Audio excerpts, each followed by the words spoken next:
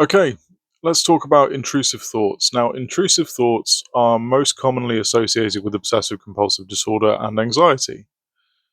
They're not a core symptom of schizophrenia, but they have been a fairly stable feature of my clinical presentation and my sort of daily life over the last few years.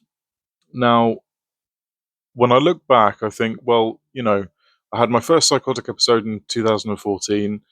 I was on quetiapine for a year due to issues with my heart and neuroleptic malignant syndrome. I agreed with my community psychiatrist that I should just try coming off medication. I was off medication for 8 years. I wasn't really well during those 8 years. I was kind of subclinically, uh, not in a prodromal phase, but I was sort of subclinically paranoid. And I think I flirted with the prodromal phase in various ways. And then at the end of those 8 years, I moved into a prodrome and then the acute phase of psychosis and had my second episode. And then I went on maintenance therapy, and I've been on maintenance therapy for about 4 years.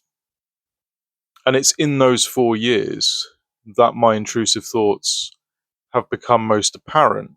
Now, there is some research on antipsychotics in some people leading to the development of obsessive compulsive traits.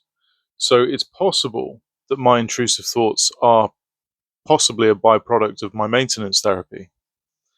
Um, my memory is very poor. I've made a video on my memory issues, so I can't actually look back on my life and tell you whether I've had intrusive thoughts prior to maintenance therapy, but they have been a recent feature.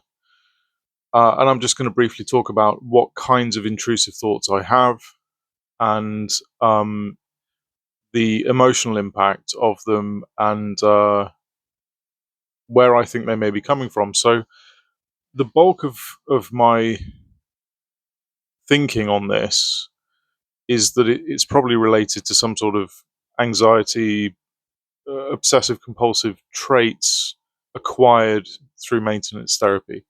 But that's speculation. There's no, good way of proving that. There's no objective test for that. It's just my thinking, okay, because the timelines kind of correlate. Um, but usually, my intrusive thoughts can be broken up into two types. What I would probably call the catastrophic type, um, the kind of catastrophic, don't want that to happen type, and then the socially inappropriate type. These are not clinical terms, these are the terms I'm giving them. I'm categorizing them that way because that's broadly how they work, right? So the socially inappropriate type is driven primarily by a fear that I will say something racist, homophobic, um, politically insensitive in a social interaction. So I may encounter somebody, for example, who um, you know says something about their sexuality or something, and I may have an intrusive thought that's like about saying something homophobic or appearing homophobic or appearing um, in some way judgmental about sexuality. Now, I'm a bisexual man, so it's kind of weird that I would be worried about displaying homophobia towards somebody who's LGBTQ plus or whatever. Do you know what I mean? But those thoughts are very prevalent. The catastrophic type is the most distressing one.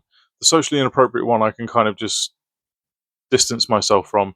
The catastrophic one is the most difficult. That's usually involves my daughter. I don't know really what to do about it, but I find it deeply upsetting.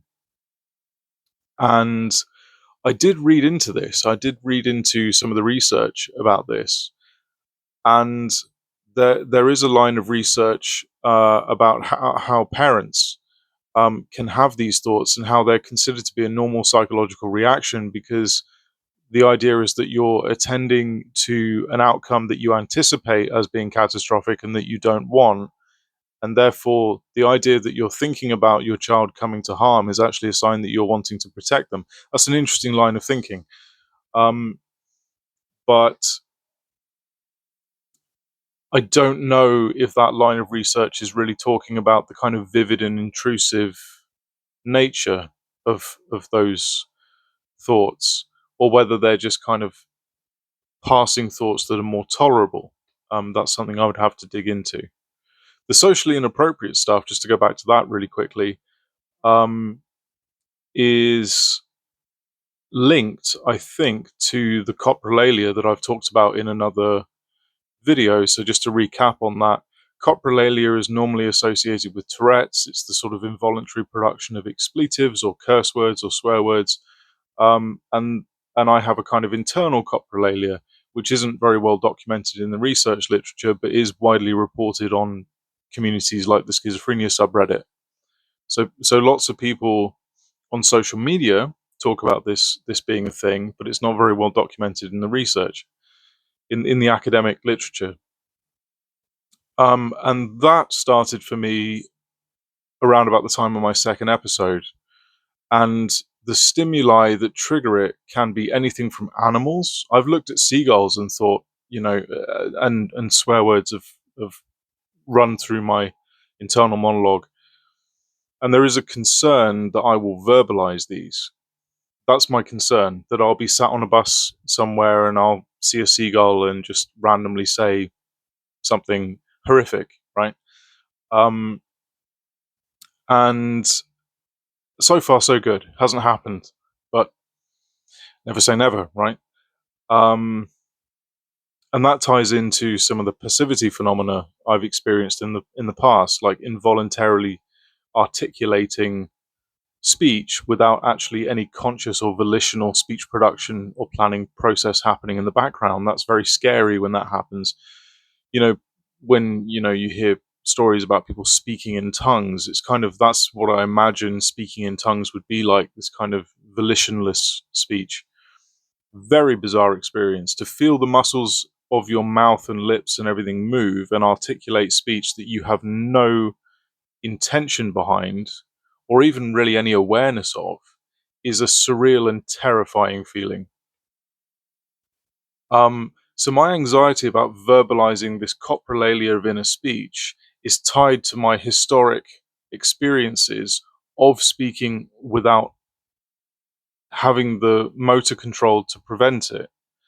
So there is a kind of historic basis for some of these anxieties. And my suspicion is that some of these anxieties are compounded by potentially some obsessive compulsive traits that may be secondary to antipsychotic medication. That's an incredibly speculative and complex chain of reasoning, but that's kind of where my thinking on the issue is.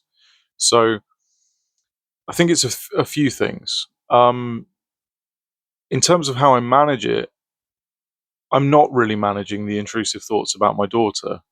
They really upset me. And sometimes they come at completely unexpected times. They come when I'm not with her.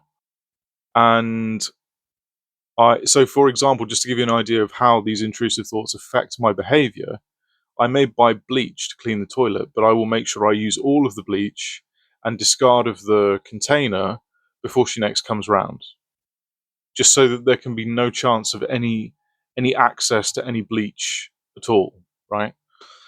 Um, so these thoughts do have a downstream effect on my behavior and how I navigate the environment and control the environment. So it's interesting. It really is interesting. Um, and I don't know how much they're talked about in relation to A, antipsychotics, or B, schizophrenia. You know, from the reading I've done, intrusive thoughts are reported in schizophrenia populations, but they're not necessarily considered like pathognomonic or core features of schizophrenia itself.